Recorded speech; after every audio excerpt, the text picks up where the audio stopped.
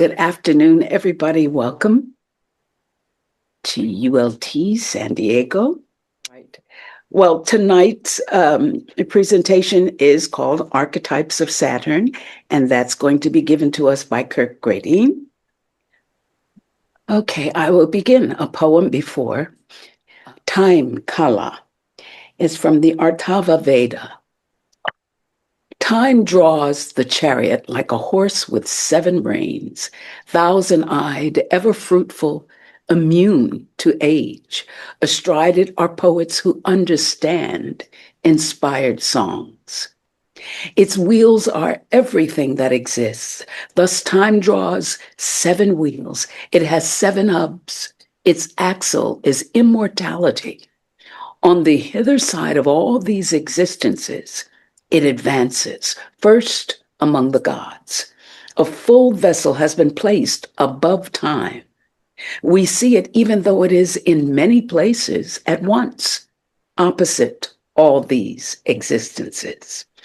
Time is also seated, they say, in the highest firmament. In oneness, time bore these existences. In oneness, it encompassed them around. Time the Father became time, their Son. No glory higher than this. Time engendered heaven above. Time also engendered the earths we see. Set in motion by time, things which were and shall be are assigned their place. Time created the earth. In time burns the sun. In time, yes, time the eye sees far off all existences. In time is consciousness. In time, breath. In time is concentrated the name. As time unfolds, all creatures rejoice in it. In time is sacred fervor. In time, yes, in time is concentrated the all-powerful Brahman. Time is the Lord of all things, the father of Prajapati. From the Artava Veda. Thank you. Thank you, Monica, for that lovely reading. And thanks to everyone at San Diego ULT for offering this Aquarian series. And this year, as we know, it's included the planets. And several have gone through. There's several more to go through. So we're grateful to have this opportunity. And I'd like to begin by mentioning a few of the primary sources without which this presentation would not have been possible. First of all, as you will see, we are drawing heavily upon the Secret Doctrine. Volumes 1 and 2 of the original 1888 facsimile edition by H.P. Blavatsky, as well as the Gupta Vidya, the 3-volume set published in 2020, written and edited by Raghavan Iyer. We have also been inspired by the article on Saturn by Helen Valborg, which is drawn from a collection of her articles on theosophical astrology. And that was included with the link that went out. And Helen's article is actually a really nice complement to what we're presenting today, because she focuses primarily on the Greek tradition and the mythology associated with Saturn in that tradition, which she was very knowledgeable about. So if you get a chance to look at that, it is available online at theosophytrust.org. And then all of the imagery really is coming from Cassini space mission, which was launched in 1979. We'll talk about it. So all of the images of Saturn are coming from NASA, and they're available on multiple websites, public domain. And then also there's a remarkable series of short videos by Astrum, Alex and John McColgan, which you can find on YouTube, having to do with all aspects of the latest scientific knowledge regarding Saturn, and also wonderful, the very best images and photo compilations and so on, video segments that were produced from actual photographs. Really wonderful series, much more than I could ever hope to present in a presentation like this. And then, of course, theosophytrust.org and Wikipedia Commons, which also has a wonderful article on Saturn and the rings of Saturn, and which are now, Wikipedia, I'd say it's not a reliable source, but in fact, they now include links to actual studies, scientific studies, so you can go and verify the information yourself.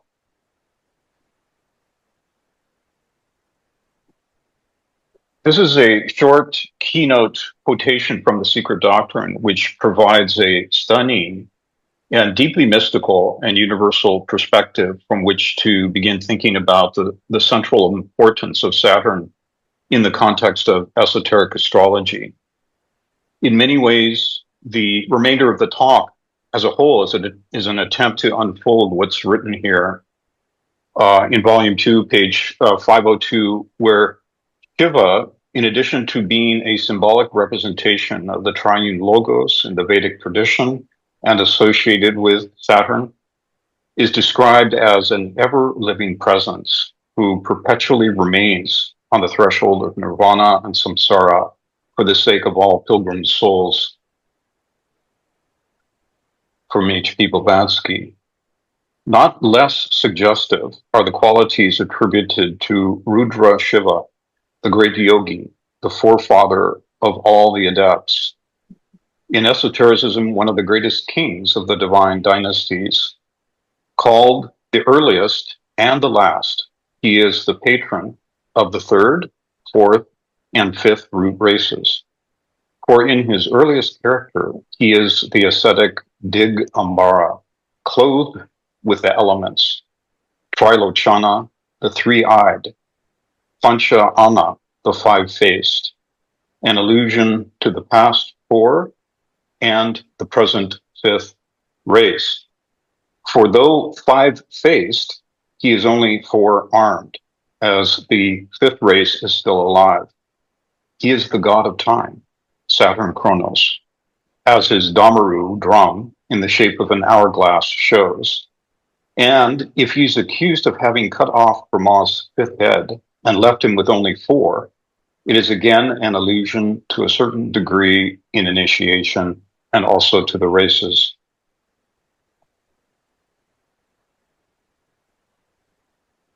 Other than the Earth, Saturn is without doubt among the most visually captivating and mysterious of the planets in our solar system. As Helen Valborg suggests, many of its striking characteristics are by themselves suggestive of universal symbols and divine archetypes. From the enormous rotating hexagon at its north pole to the natural color of its gaseous surface from gold to azure, to the enormous but razor-thin 12-fold spiraling rings and 284 moons. Even by modern scientists, Saturn has been called a mini solar system. From this angle especially, the beginning student of esoteric symbolism might see the resemblance to a cosmic wheel or clock, which Helen talks about in her article, or even the Eye of Shiva, majestically beckoning to a spiritually blind humanity. Thanks to the Cassini-Huygens Huygens space probe launched in 1997, an international mission involving 28 countries, we now have access to thousands of stunning close-up photos and vast amounts of data still being analyzed by astronomers. Utilizing a planetary formation that happens only once in 600 years, Cassini chartered a 7-year gravity-assisted course off Venus, Earth, and Jupiter before reaching Saturn in 2004. It then began orbiting Saturn and its outermost ring, called Phoebe, 294 times over a 13-year period. The Phoebe ring was named after Saturn's outermost moon and was only discovered in 2009. While Phoebe, or rather Cassini, had already started its rotary motion revolution when this ring was discovered by the NASA's Spitzer telescope. This ring has a perimeter diameter of over 10 million miles and is at least 4 million miles thick. It's tilted 27 degrees in relation to the other ring systems and has a uniquely retrograde rotation. That is, it's rotating in an opposite direction of the planet.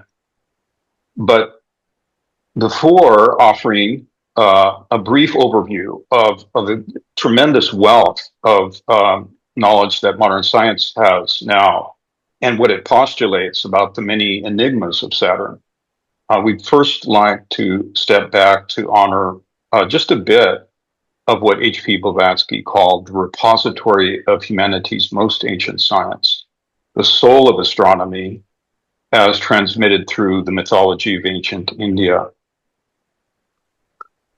In The Secret Doctrine, H.P. Blavatsky calls the Surya Siddhanta the oldest mathematical treatise on astronomy known to history, while modern Western pundits place its age at the 4th to the 5th century of the Common Era.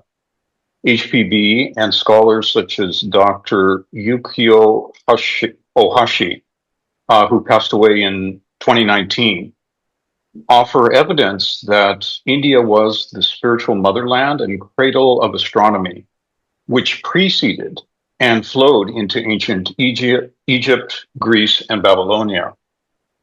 The poetic structure of the Surya Siddhanta suggests that it was composed for purposes of memorization.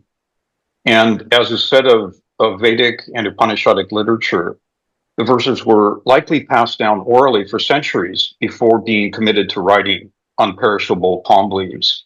So, in fact, modern scholars do not have a certain method of dating the text other than their conjectures.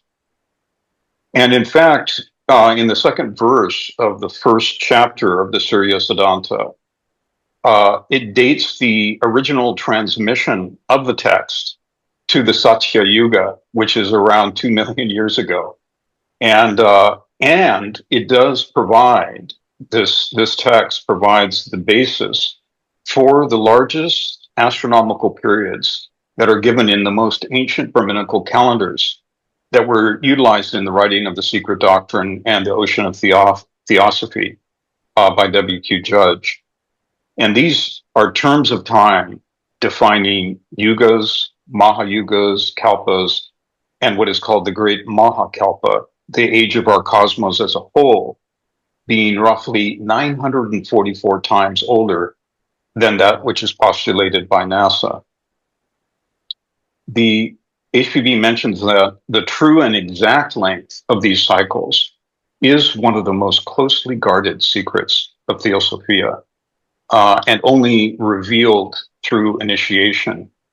But we are given a great deal of information about it in the SD. And as our opening quote from the Atharva Veda and from the SD suggests, that this mystery of time is one of the archetypes linked to Kronos, Shiva, Saturn, called the god of time.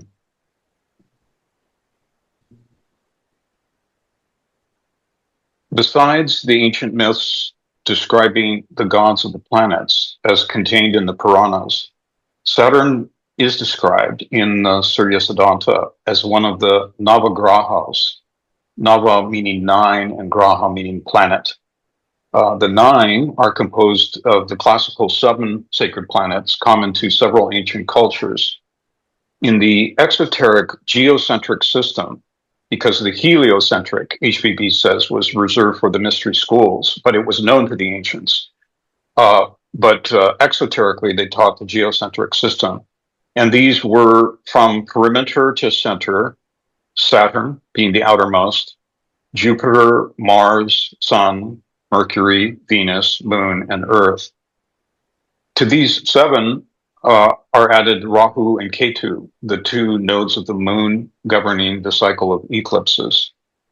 And the text not only describes diameters and mean orbital parameters for each planet, which are remarkably accurate in relation to those that are calculated by modern astronomy, and it does so by offering the mean number of revolutions per Mahayuga.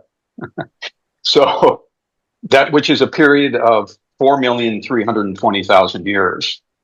And it also gives the calculation methods, mathematical methods by which those numbers are arrived at.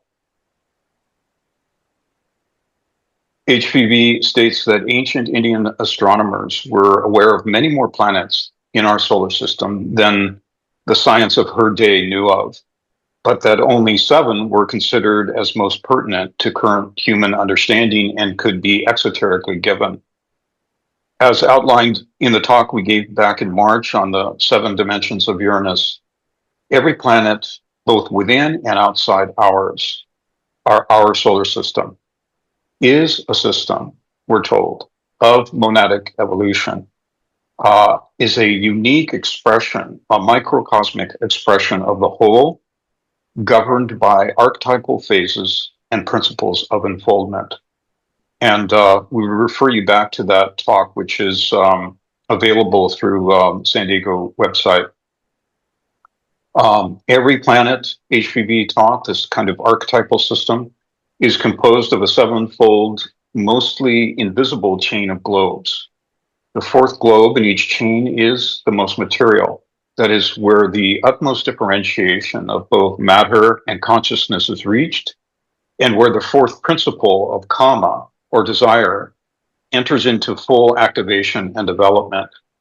And this diagram on the right is from The Secret Doctrine, where it shows these descending globes, the Earth, that is the visible Earth, being the 4th at the very bottom of the diagram, which then on the ascending spirit returns back to higher conditions of consciousness and ethereality of matter. But this applies to all globes in evolution, that they all are going through this archetypal process. And that by analogy, the same formula applies to races within a given round. That is, we'll talk about it in more detail, but to the awakened eye of the seer, each planet is also nested within a larger 7-fold parent system, and provides what HPB describes as an objective representation of the invisible, all-pervading macrocosmic logos. That is, again, that each planet is this mirroring of the whole and a product of the unfoldment of the 7-fold logos. And this is another quote from the SD where she states this explicitly. In the ancient cosmogonies, the visible and the invisible worlds are the double links of one and the same chain.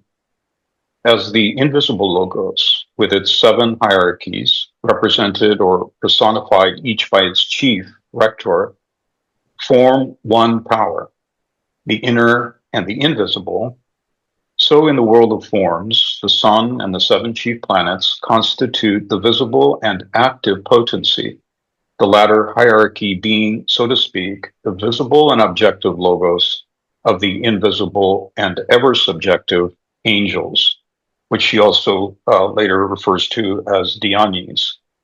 And these dhyanis, she explains in the SD, are represented in every ancient cosmogony and mythology by different names. They are the Elohim of Christianity, the Amesha Spentas of Zoroastrianism, the Sephira of the Kabbalah, and the Dhyani Buddhas of Buddhism. So it's really a universal conception, which is one of the keynotes of the SD. There's another quote along these lines. The planets are not merely spheres twinkling in space and made to shine for no purpose. but the domains of various beings with whom the profane are so far unacquainted, nevertheless having a mysterious, unbroken, and powerful connection with men and globes. Every heavenly body is the temple of a god, and these gods themselves are the temples of God, the unknown, not spirit. There is nothing profane in the universe. All nature is a consecrated place.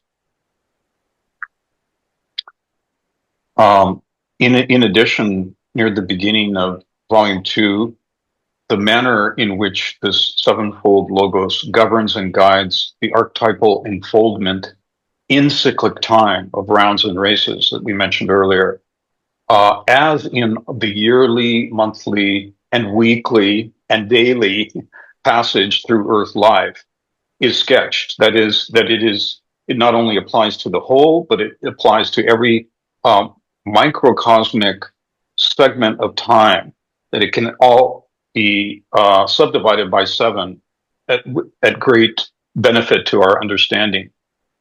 Another quote that where she sketches this more explicitly. Like each of the 7 regions of the earth, each of the 7 firstborn, the primordial human groups, receives its light and life from its own special dhyani, spiritually, and from the house, the planet of that dhyani, physically. So with the 7 great races to be born on it.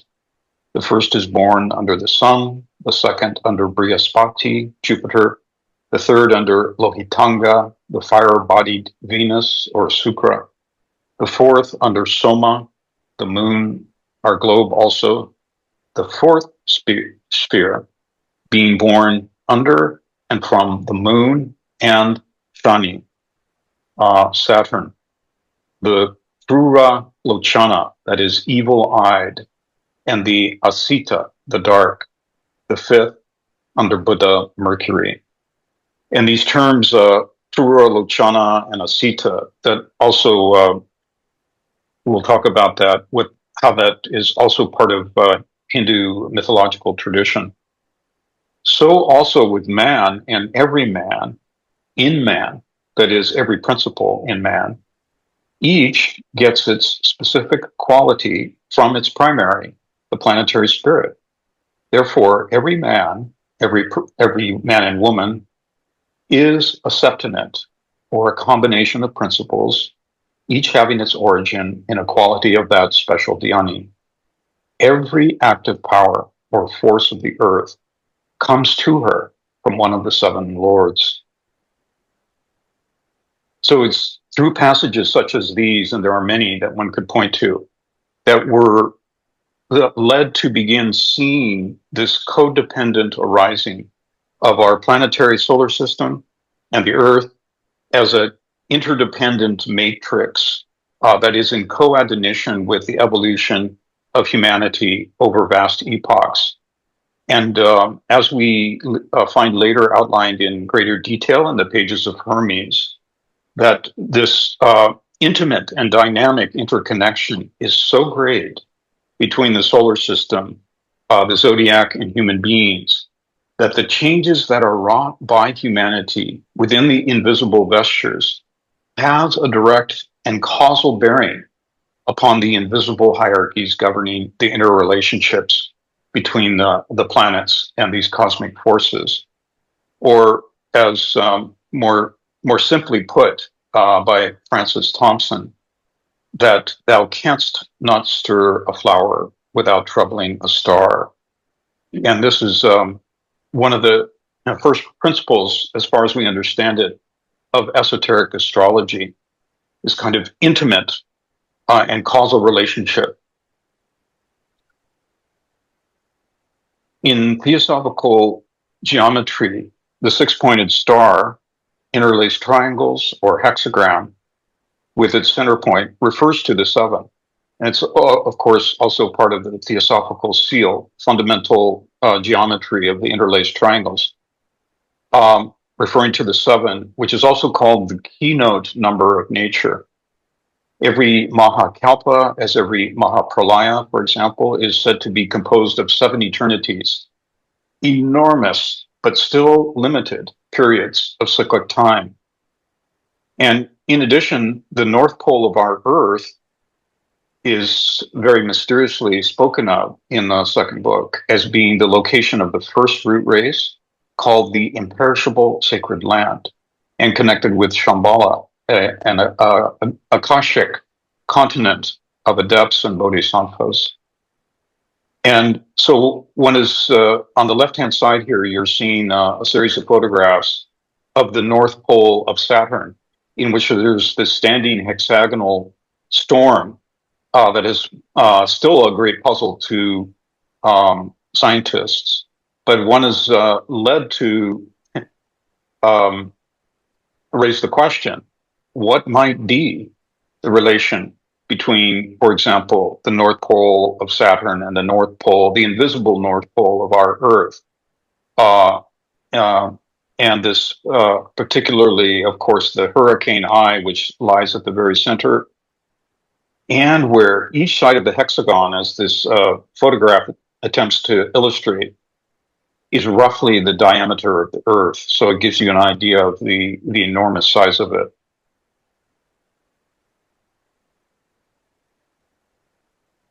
So now we're going to look at some of the Vedic or Hindu conceptions associated with Saturn, known as Shani, the root of Shanishtara, which means slow moving.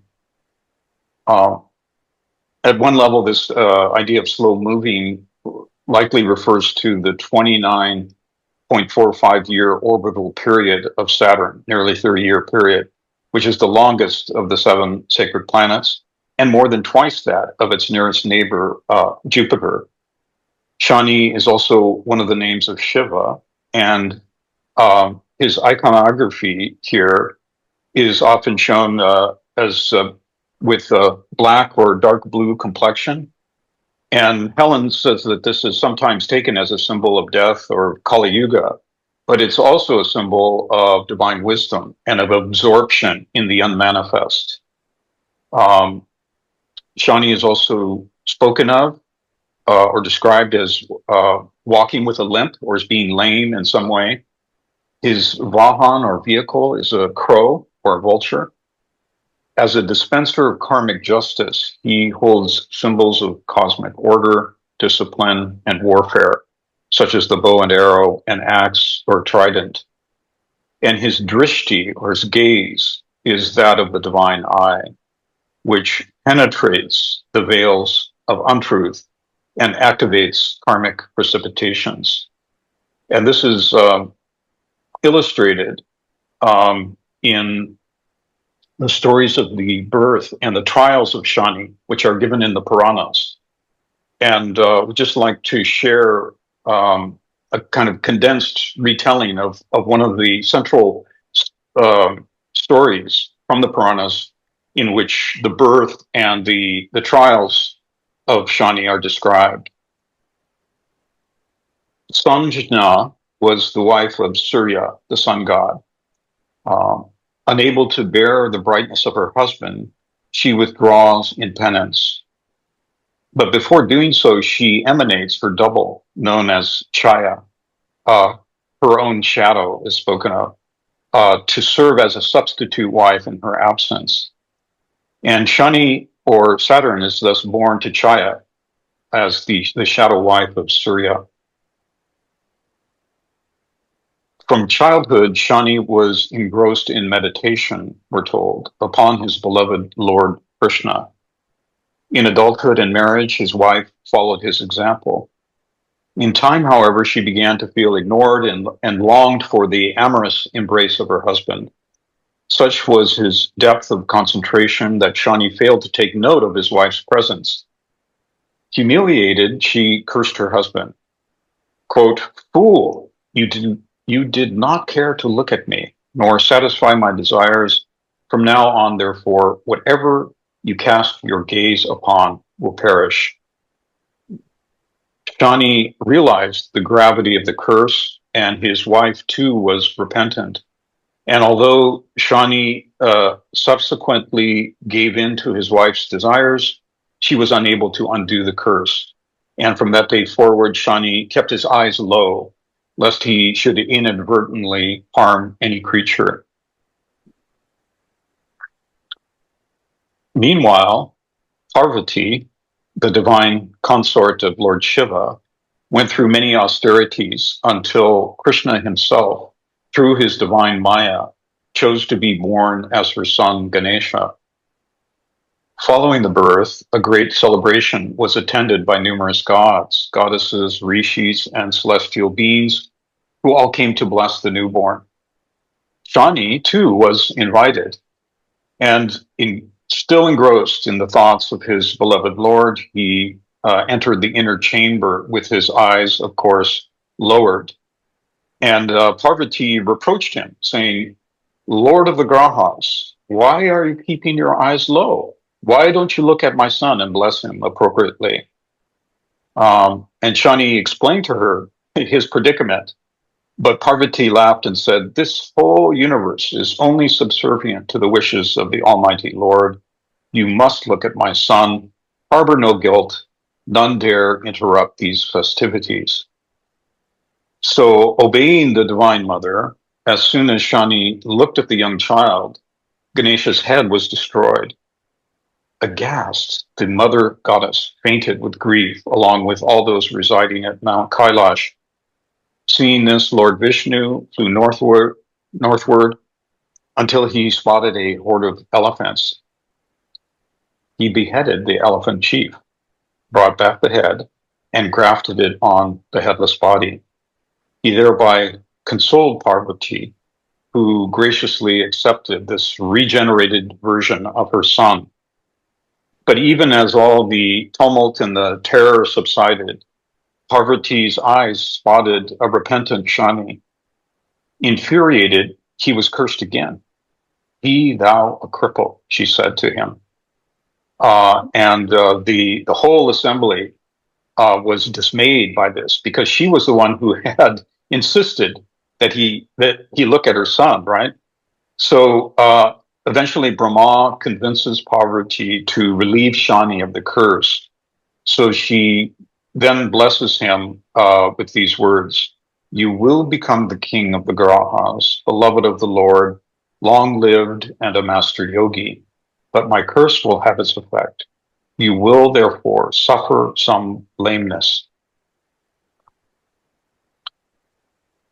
So this is a complex allegory, and theosophically would be interpreted on multiple levels as a kind of, again, another archetype pertaining to both cosmic and human principles, describing the sacrificial involution and evolution of consciousness, planes of substance and forces that are to be harnessed and mastered through the path and through the upward cycle of reincarnation, but also checked and ordered by the law of karma.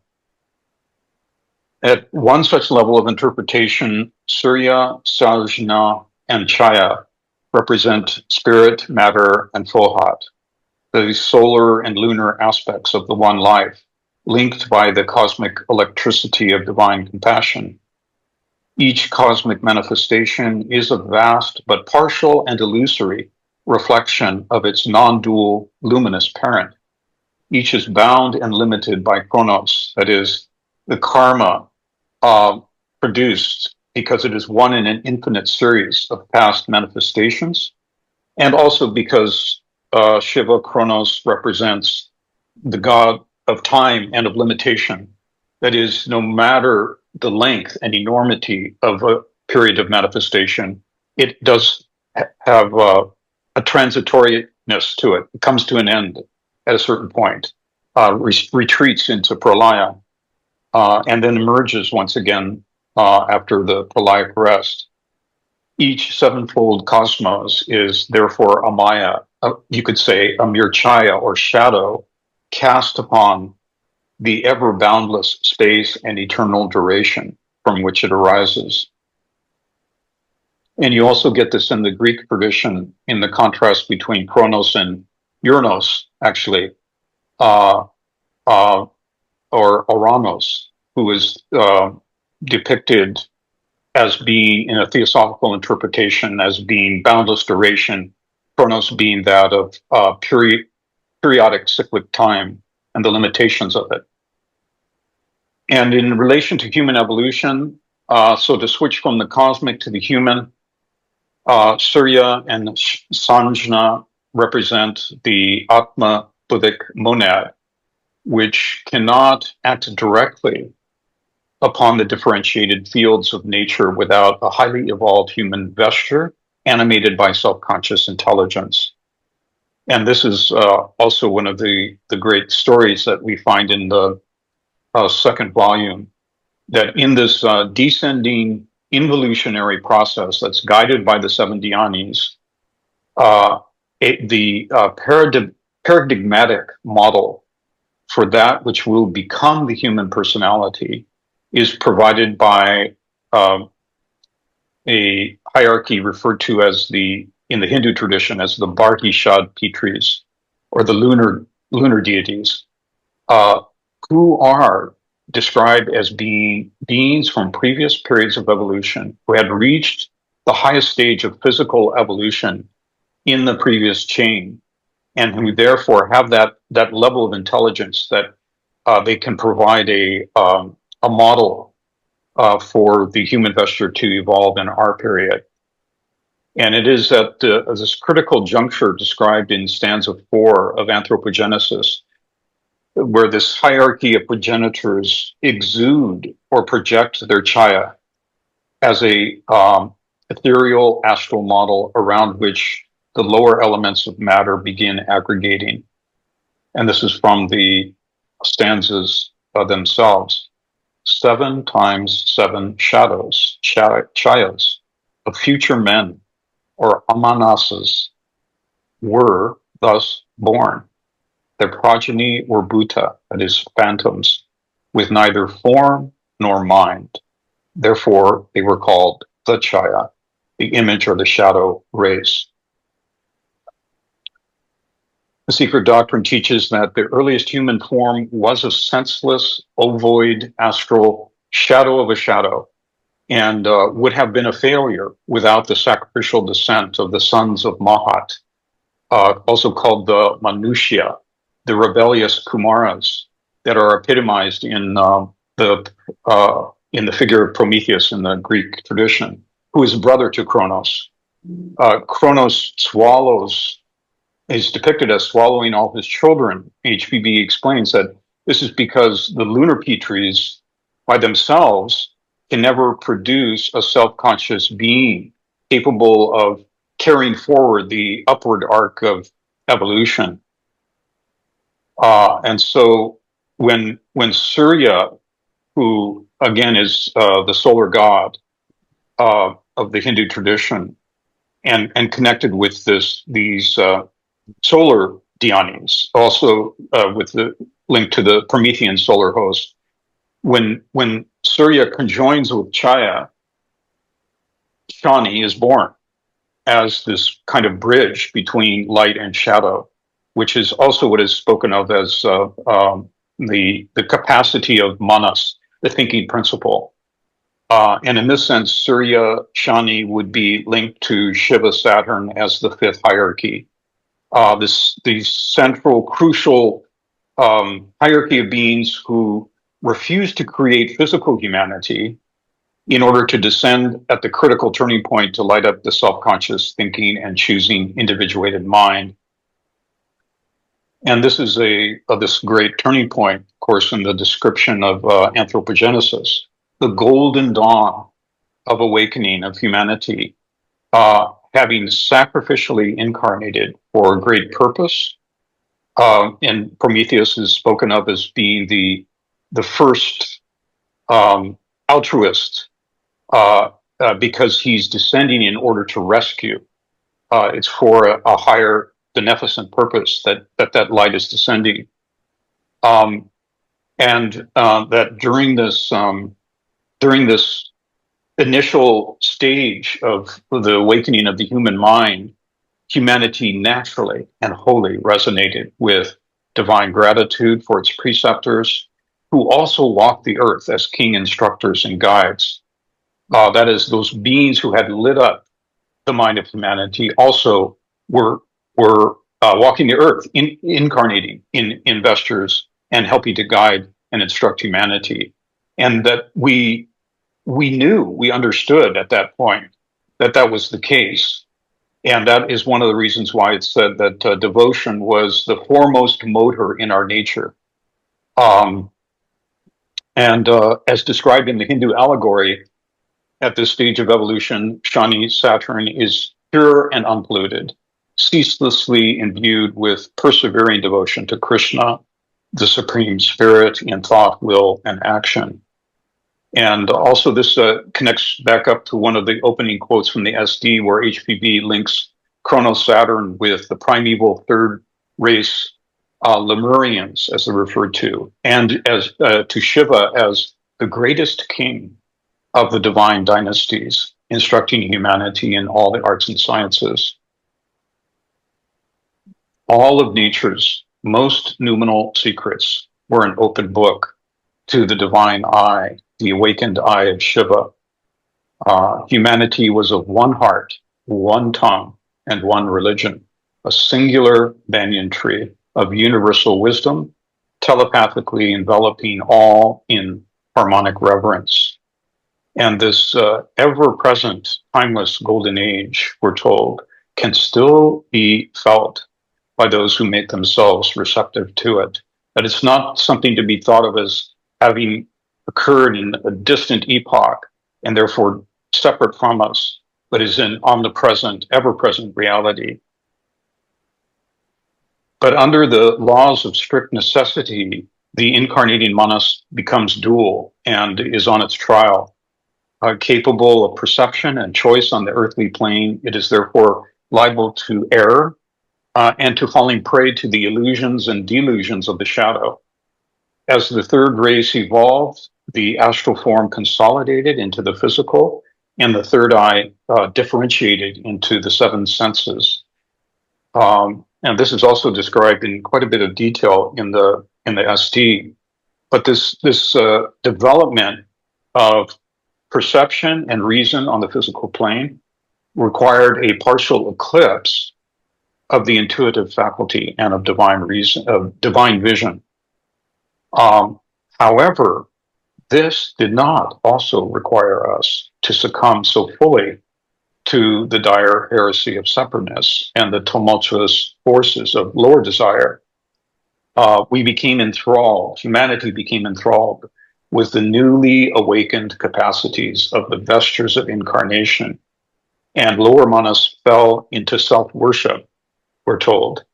Shani, succumbing to the allurements of his beautiful wife in the allegory, likely refers to this misuse of the spiritual will, corrupted by personal desire, manifesting through what is described as the sorcery of the fourth race Atlanteans, this misuse of spiritual faculties. And thereby, Shani is, even though he's described as being cursed by his wife, it's really a self-cursing, right? It's a karmic loss due to misuse.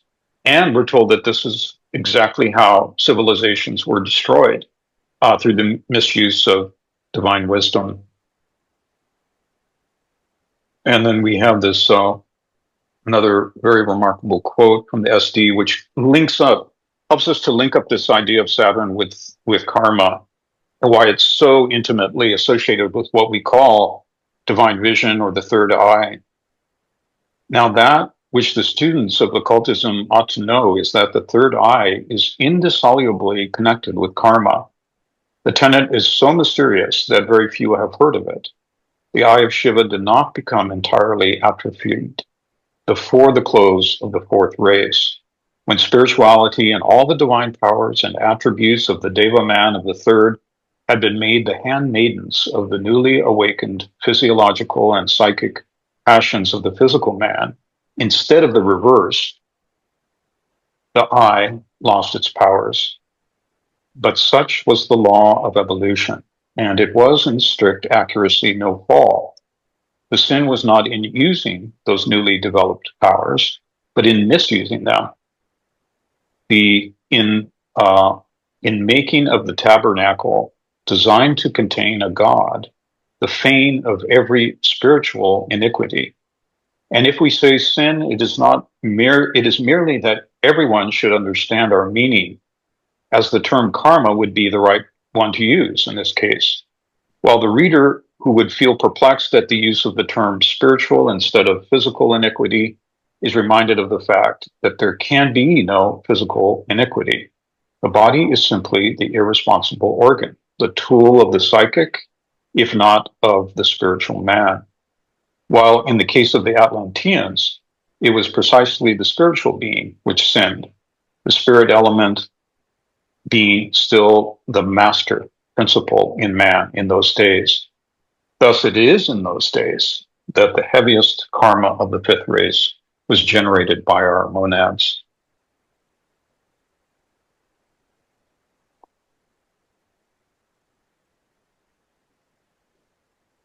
Fifth race humanity is still largely blind to the radiant God within, to our true spiritual nature and mission on this earth, as well as the dynamic potentialities of the mind and heart manifesting through purified lunar vestures. Atlantean self-worship, wrote HVB, eclipsed and inverted divine wisdom and eventually led to anthropomorphic and tribal religion, which we see so clearly around us today.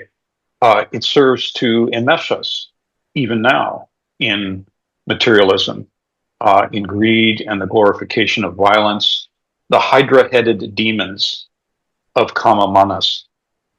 And we were wondering if perhaps this whole issue of the inversion of the capacities and innate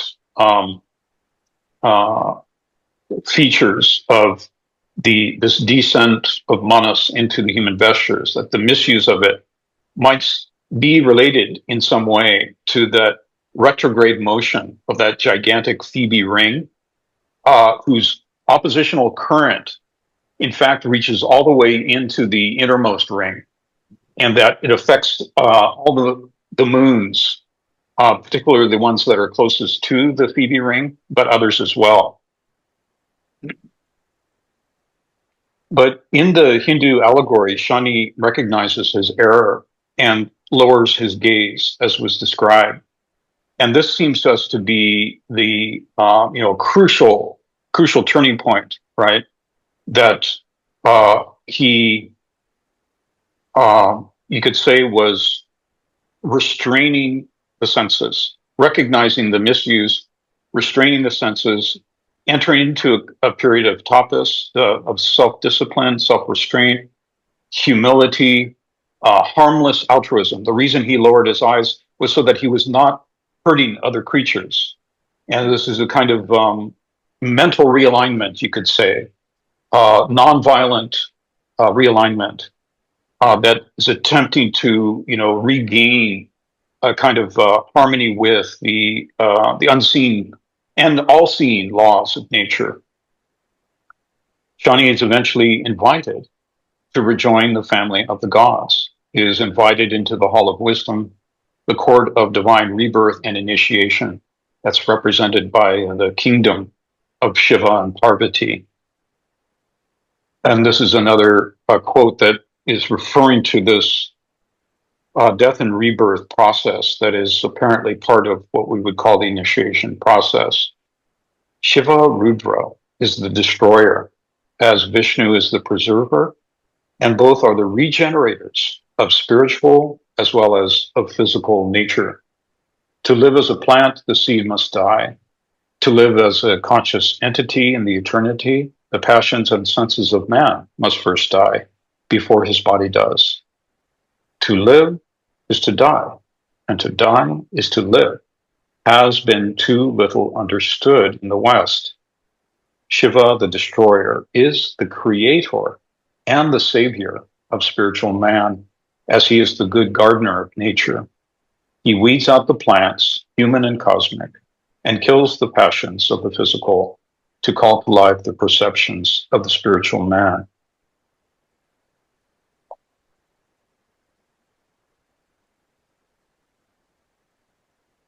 In ancient iconic depictions, such as those at Elephanta, Shiva and Parvati are unified into a single being, both male and female.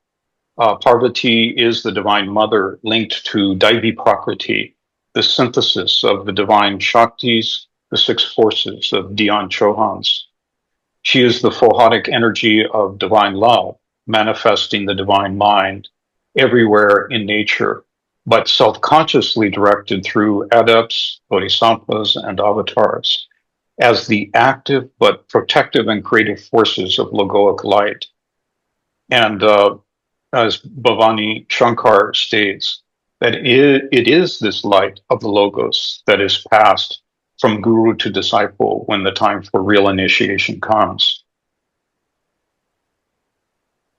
And in the Hindu allegory, Shani surrenders to Parvati's wishes through this kind of self-renunciation and reverence, purity of motive, the acceptance of universal responsibility and self-chosen vows in compliance with the dictates of Dharma. Lower manas can re-become a mirror of eternity and time. And having done so, the divine eye can then be safely opened. And from this perspective, the beheading of Ganesha perhaps symbolizes this Shiva-like destruction of the lunar passions, the reducing of personal egotism to a zero that we find described in the Voice of the Silence as well.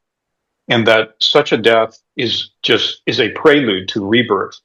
Without it, the union of buddhi and manas cannot take place without the threat of inversion or misuse. But with it, the beneficent rulership of Saturn in Capricorn takes place. And this is described as the progressive insight into the reality of the Kumaras, of the hidden dimensions and mysteries of the monastic capacity, the hidden forces in nature, and this natural flow of divine noetic creativity that is possible.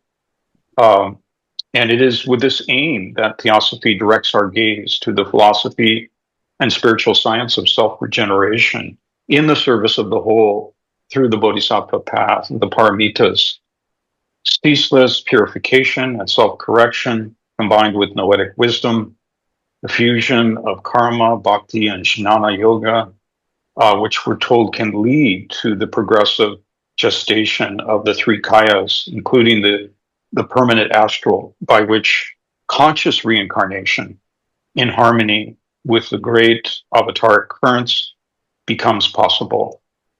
And this is the divine prerogative and apparently the dharma, the destiny of monastic evolution that's perhaps suggested by the allegory of the elephant-headed god of wisdom, Ganesha, which, by the way, there's a wonderful article on Ganesha, the many dimensions and stories associated with that mysterious figure that also can be found at Theosophy Trust, written by Helen. Shani walks with a limp because spiritual aspirations are always checked by karma, right? And this is perhaps reflected in the numerous scientific enigmas that Saturn exhibits. To begin with, infrared imaging by Cassini, we know that while the rings are composed mostly of water ice, Saturn emits 2.5 times as much energy as it receives from the sun. But this varies at the poles and also with the seasons. And by the way, we're just in our concluding paragraphs here, so we will have time for questions. While the standard planetary model predicts a planet would emit energy evenly in all directions and at a steady state, this is not true for Saturn. From 2005 to 2009, for example, the southern pole was documented as emitting 1/6 more energy than the northern. The heat source within Saturn is postulated to be a molten rocky core surrounded by metallic hydrogen and helium. The friction caused by an internal flow of diamonds is thought to be a causal factor that pushes the internal temperatures up to 11,700 degrees Celsius, which is more than twice that of the surface of the sun. And only in 2017 did scientists successfully create microscopic amounts of liquid hydrogen in the lab. And this was by simulating the extreme pressures and heat of the interior of these gas giants. And such extremes have been compared to advanced stages of tapas, again described in the article on the diamond by Helen. The heat generated by tapas on the bodhisattva path, by which this full spectrum of the imperishable capacities of the diamond heart, of universal compassion in union with wisdom, are released. The surface of Saturn is a diffuse gas, 96.3% hydrogen and 3.25% helium. An upper cloud layer of ammonia ice in crystalline cubes, octahedra and cuboctahedra, is thought to give the visible surface a golden hue. And of course, Saturn is second only to Jupiter in size, 9.5 times the width of the Earth.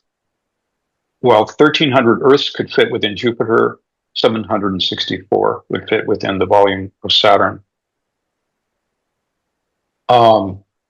Enormous speeds of the cloud layers are that get up to over 1,100 miles per hour, whereas the rotating hexagon storm at the North Pole rotates once every 10 hours and 33 minutes, which is about a 200 mile per hour rotation.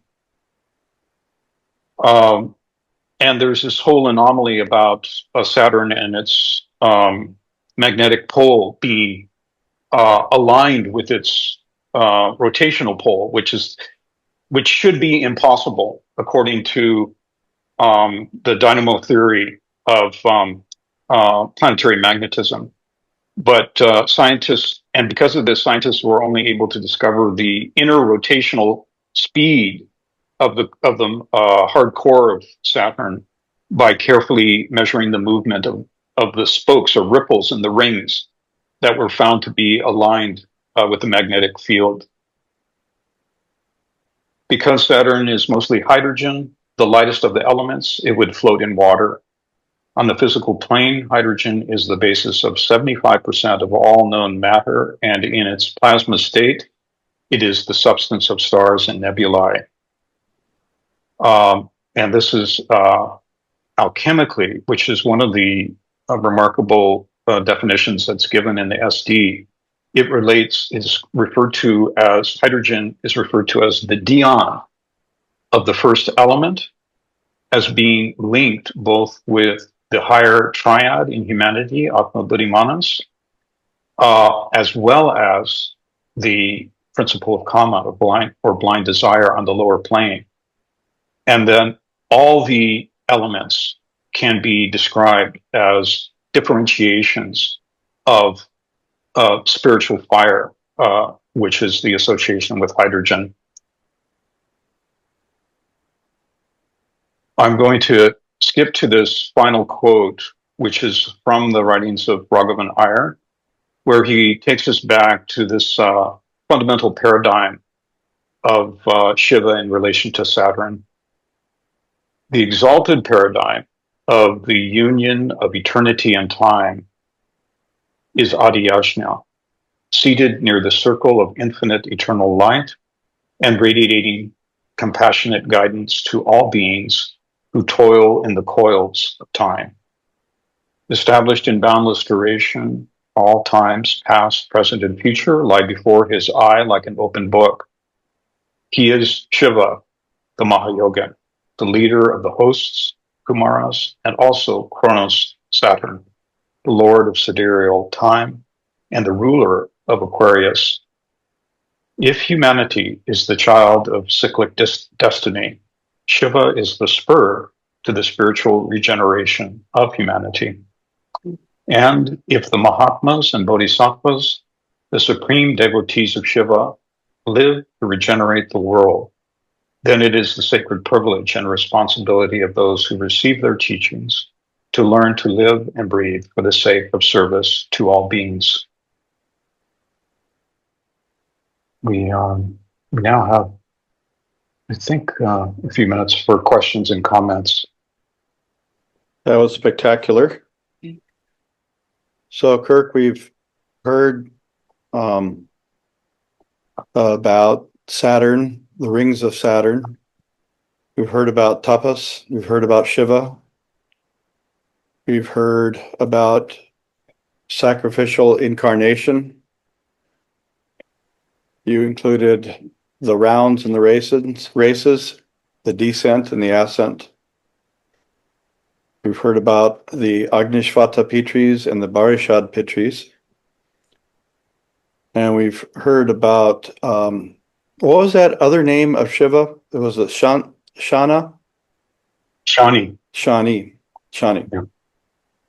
And the lowering of the eyes and so forth. It seems like this has to do with voluntary taking on of limitations for the sake of the whole. Do you think that that's the case? If you had to describe it in one sentence, I think that does a pretty good job. Yeah. Not that we have to describe it in one sentence. So thank you so much. Kirk, why don't you just go ahead and take the whole thing. And if anybody here in the lodge wants to ask a question or anything like that, just come up and put the hand up in this thing. So thank you, Kirk. Judy. Okay, thanks, Jonathan. Hello, Kirk. So glad you're with us back in the country, and a wonderful, brilliant presentation. Thank you. I just have a question about, you mentioned a document called the Sharia Siddhana, and that it dates from like the 4th or 5th century before the Common Era. Well, I'm wondering, is this a Western assessment of its age? Because in some of the astronomical views of the Veda, according to two scholars in India, P.T. Rajaram, whom I heard talk in Bangalore at the Indian Institute of World Culture, and David Frawley, said that the Veda actually mentions Vega being the pole star, which means that's about 12,000 years ago. And it also mentions that the Saraswati River was a great river, and it went underground about 3000 BC. There's no longer a Saraswati River except can be seen by satellite underground. So I'm wondering if this document, astronomical document, isn't possibly far older than Western scholars believe it to be. Just as yes. Well, we did mention that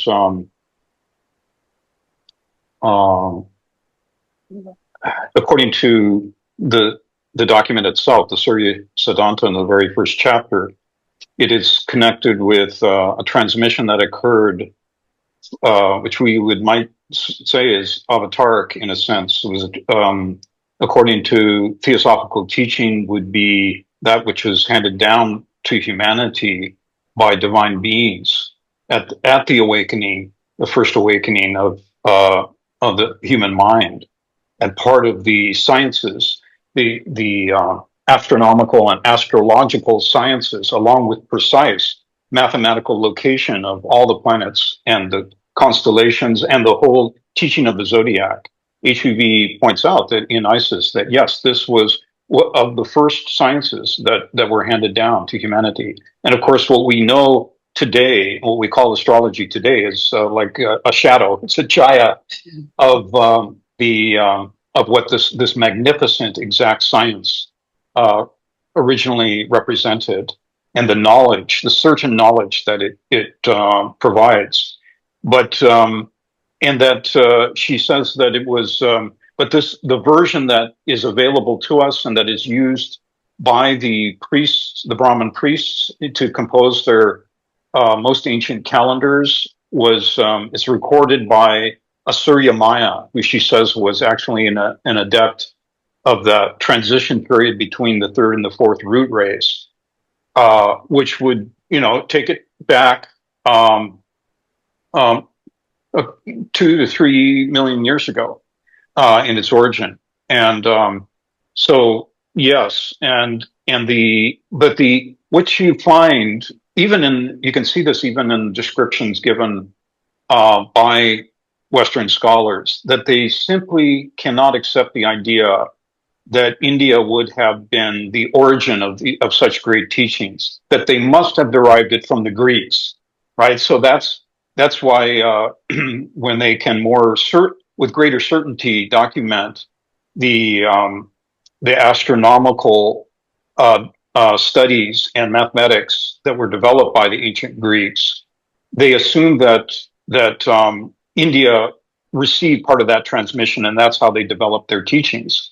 Whereas, this is the very opposite of what HB says, and presents many arguments in favor of what she is saying, that India was the origin of these great teachings, and that they spread to other ancient cultures from that source. The spiritual motherland of the planet really was India in all the arts and sciences, in some sense. So yes, that's a critical point that we were trying to make when we mentioned that. So thank you for bringing it up. And as you mentioned, there is other evidence that indicates that it would have been impossible for India to know what it knew and is documented in these texts, and somehow derived it from the Greeks, that they had knowledge that the Greeks did not have, and so on. So yes, thank you for bringing that up. Yes, Maluka. Oh, did you want to come back with something on that? I just want to say, I think that a great deal of Greek knowledge is derived from India, according to the Platonic Quest and other books. Yeah. Thank you, Judy. Thank you. Maluka. Good afternoon, everybody. Brilliant. And it was visually so beautiful. And Saturn is one of my favorite planets. So I did enjoy it immensely. Thank you for that. Regarding what you just said, HPB said, talking about what the question of Judy, that Pythagoras and other great teachers they initiated themselves in India. So of course, India is the motherland, I would say. But regarding other issues, it's interesting that you brought all this about Saturn, because it's another corroboration, because HPB in the Secret Doctrine talks about that Saturn was a ball of gas combined with hydrogen and helium, and the science corroborate that yes, it's true. So they agree. And regarding another aspect of Saturn, HPB mentioned that Saturn with Aries were the one that were together at that point, active when the Golden Age, they were working together. Now, my question is, and I think she implied that Aries right now is working with Mars, right? But since we are in the Kali Yuga, I'm wondering if when Aries and Saturn join forces again in the future, because everything is in descending and ascending cycle, they will also again will be Saturn and Aries working together during the Golden Age. It will bring us into that energy. I was wondering if you have something to say about that.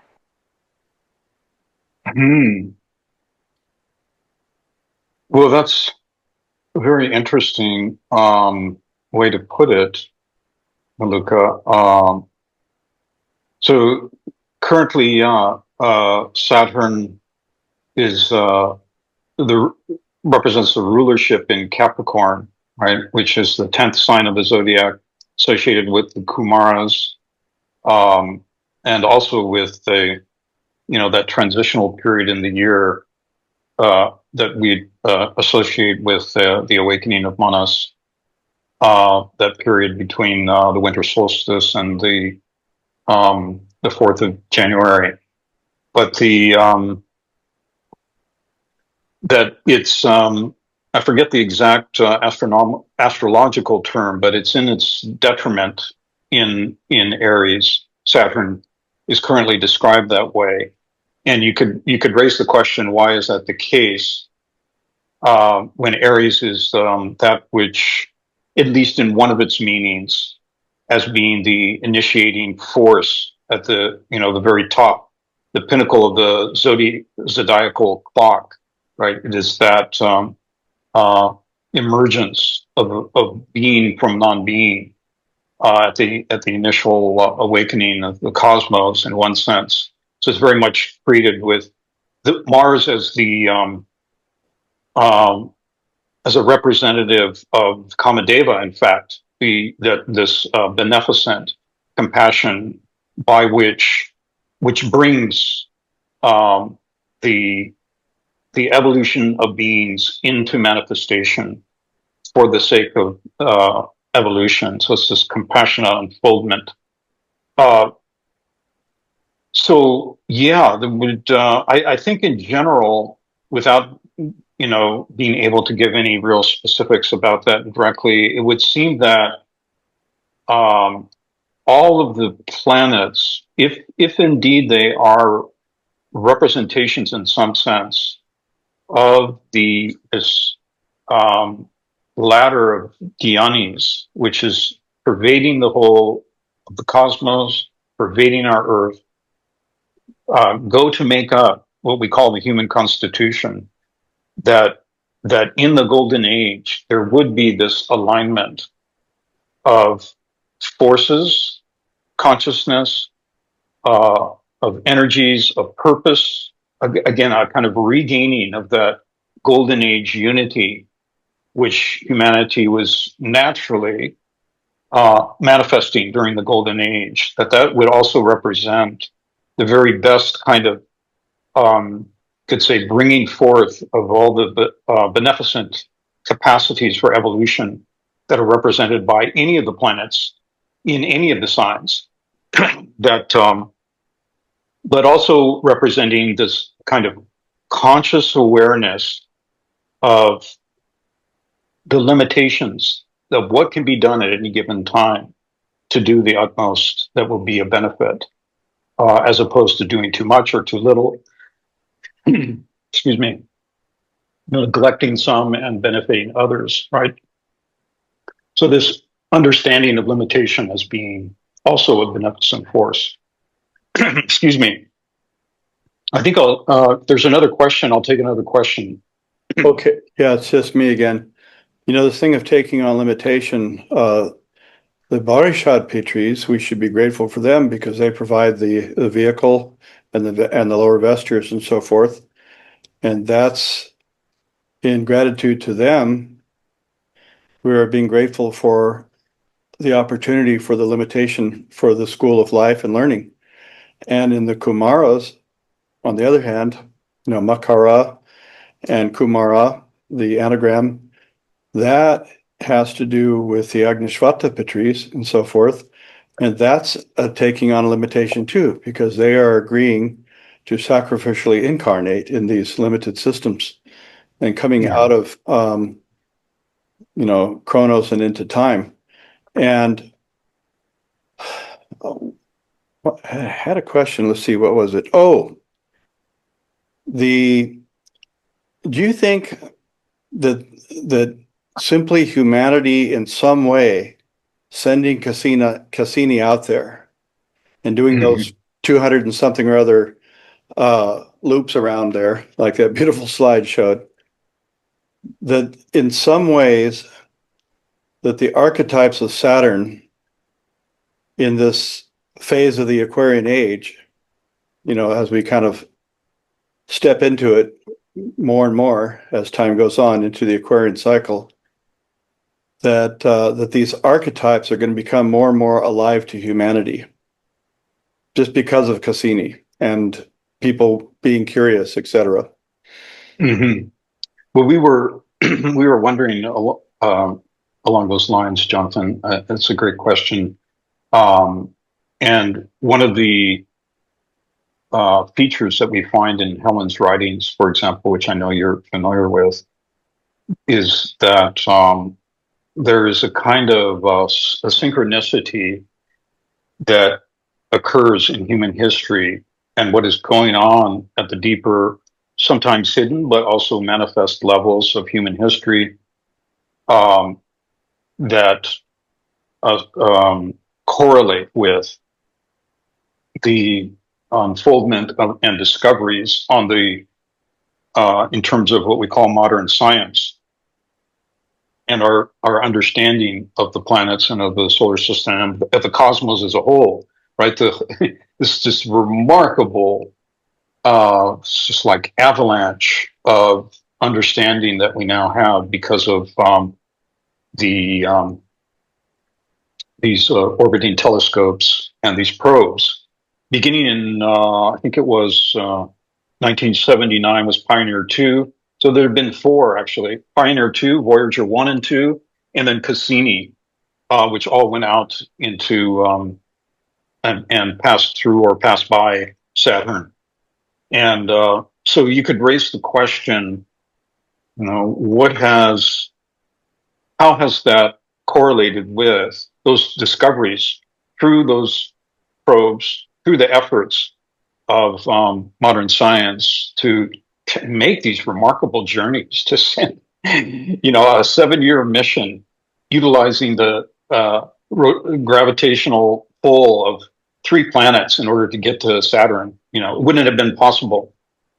Also, they used a form of plutonium to power as a power source, which was very controversial. There was a lot of objection to it at the time because if it crashed back to Earth, they estimated it would have killed at least 5,000 people from cancer because they were using this high-grade plutonium as a energy source. But it was like a 1 in a million chance, so they decided that it was worth the risk. But anyway, so one can raise objections like that to this, but there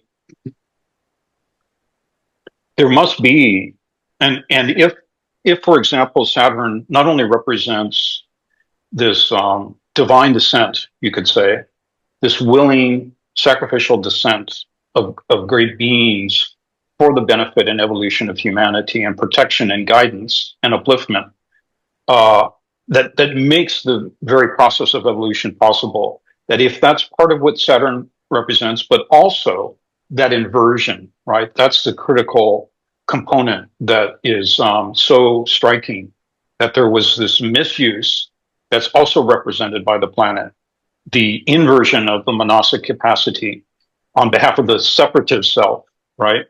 And the realignment that needs to take place.